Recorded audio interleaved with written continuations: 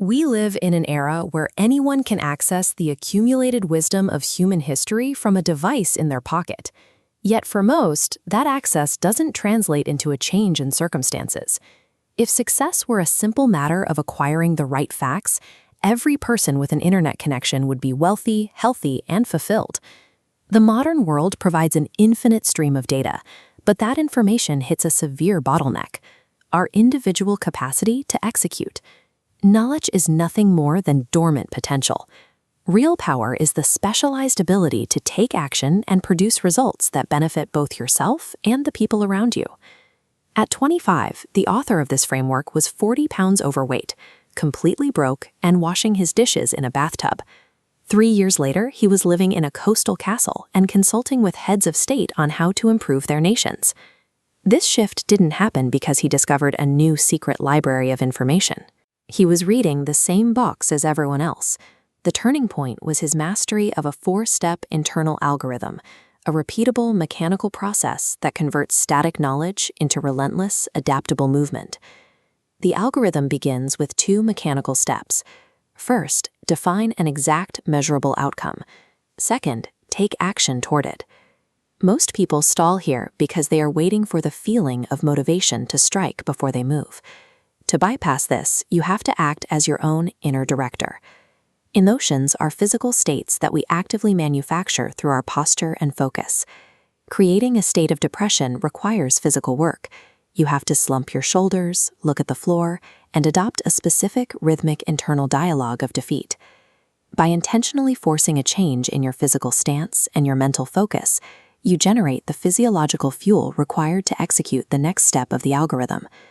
However, action without measurement is just wasted energy. Brute force alone rarely hits a target. This is why step 3 is sensory acuity, carefully observing the data your actions produce. And step 4 is flexibility, or the willingness to change your behavior based on that data. The goal remains static, but the approach must be infinitely flexible until the real-world output matches your intended outcome. At age 17, Steven Spielberg used this exact loop. He defined a precise outcome. He would become a film director at a major studio. He took action by sneaking onto the Universal Studios lot and managing to screen a short film for an executive. The feedback was total rejection. The executive was unimpressed, and Spielberg walked away with nothing. Spielberg used step 4, flexibility. He put on a suit, took an empty trailer on the lot, and spent the summer meeting every writer and editor he could find until he provided so much value the studio signed him to a 7-year contract. Colonel Sanders followed the same cycle. He was a broke retiree with a single chicken recipe and a goal to change how America ate. He took action, faced rejection 1,008 times, and used each failure to refine his pitch until he finally secured a partnership on his 1,009th attempt.